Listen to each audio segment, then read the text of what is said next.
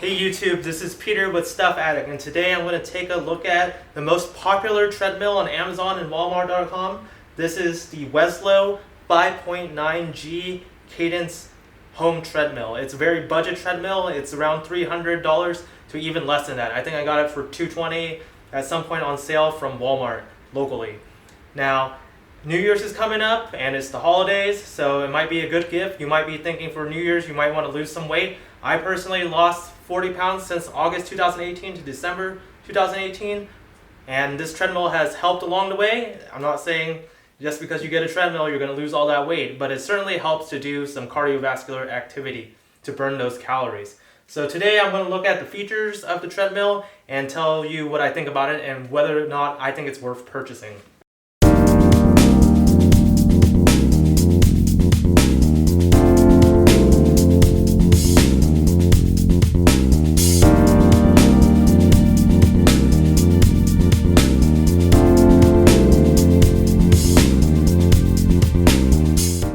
Okay, let's quickly go over the Weslo 5.9G treadmill control panel. This is mostly what you're going to be looking at the entire time when you're using this treadmill.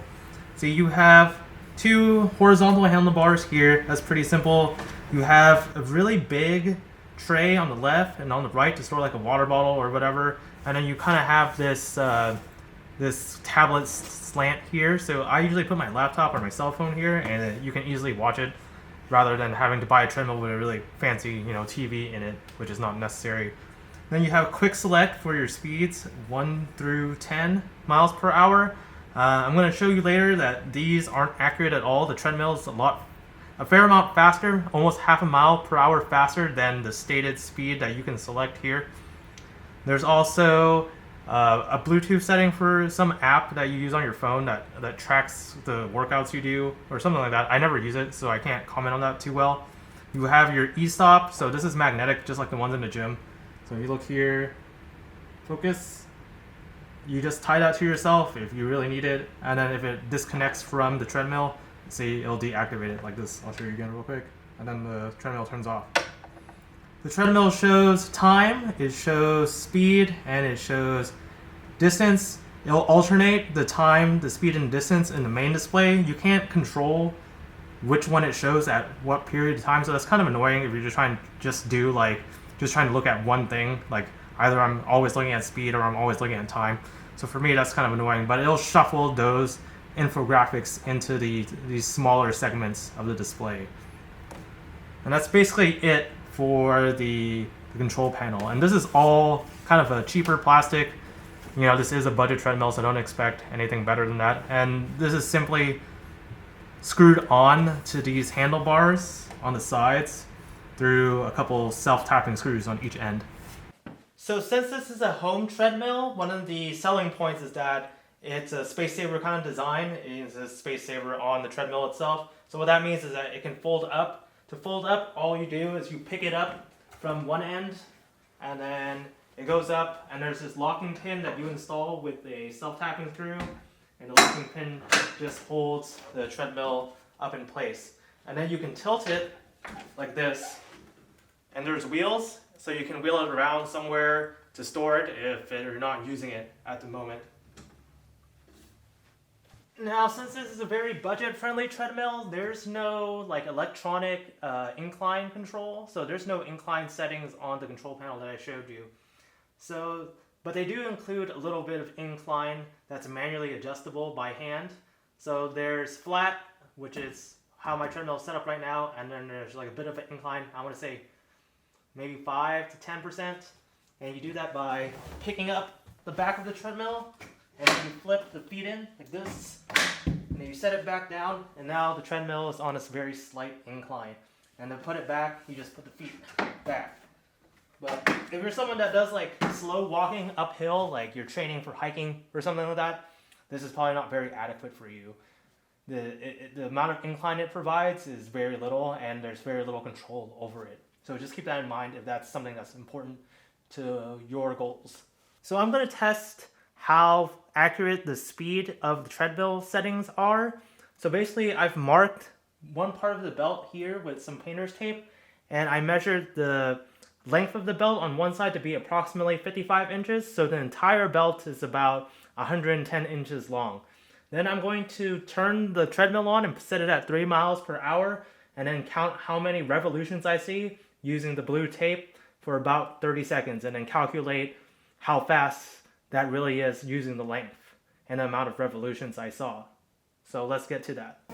Okay, I let the treadmill warm up a little bit, and then once the blue tape hits the end, I'm going to hit the timer and then let this go for 30 seconds and count the amount of revolutions I see. So here we go. 1, 2, 3, 4, 5, 6, 7, 8, 9, 10, 11, 12, 13, 14, 15, 16, 17. So let's calculate that result real quick. So we got 17 revolutions. Each revolution is 110 inches.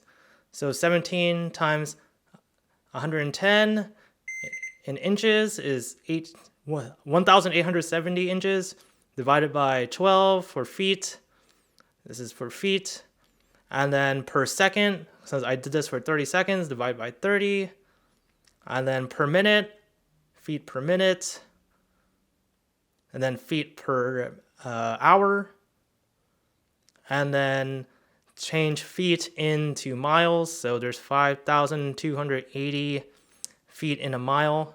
So I got 3.5 miles per hour. You know, my measurement of the belt isn't completely accurate, but 0.54 away from the 3 mile per hour setting is pretty off. And I've noticed that this feels much faster than a professional, industry grade treadmill that I use at the gym. So for me, this result just confirms what I already kind of felt using the treadmill.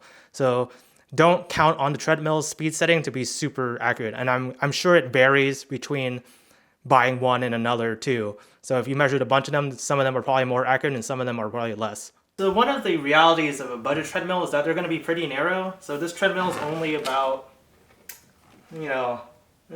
approximately 17 inches wide.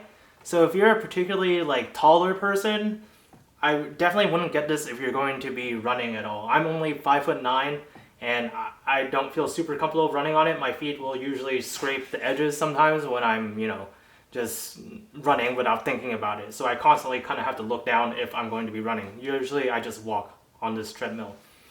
But you have to spend a lot more to get a much wider treadmill than this. I'm going to give you a quick demo on me walking on the treadmill, then running a little bit on the treadmill, just so you see how much it flexes, how much it changes, and how stable it seems. I'm 185 pounds, I'm 5'9", just to give you an idea.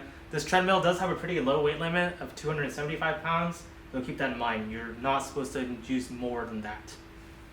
So I'm going to set it at 3 and then do a brisk walk.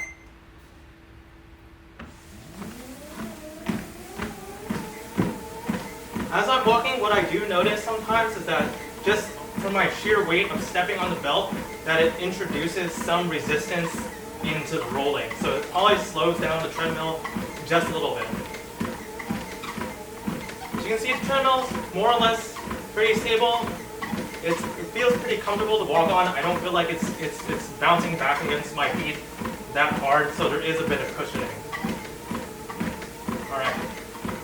Now I'm going to go into running at 5 miles per hour. I'm not a good runner, sorry, so I'm not going to do much faster than that.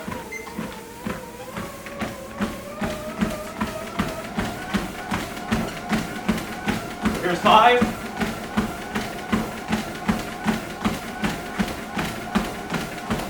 I'm consciously pushing my knees kind of close together so I don't scrape the sides of the treadmill. Because if I kind of just put my legs out naturally, I know sometimes I'm going to trip up on those plastic sides next to the belt. Alright, so I think you get an idea of how the treadmill behaves under load. So what are my final thoughts on the Weslo 5.9G Cadence treadmill for your home? Well, I think it's suitable for someone who just wants to do some light walking, maybe some light jogging, but it's not suitable for someone that's going to be, more intensely running. Someone that primarily runs. The support and how fragile it is and how inaccurate the running settings are, how wide and long the belts are just too much of a compromise for that. But if you're just trying to get some light exercise in, sometimes you want to use it when you don't want to go to the gym or you just want to walk while you watch TV. I think it's perfect for that, and the price point really hits home for that kind of usage. But outside of that, you want to probably invest more. And when you kind of go with treadmills, what you find out is that you either spend very little and get something like this, or you have to spend, a couple thousand to get something worthwhile.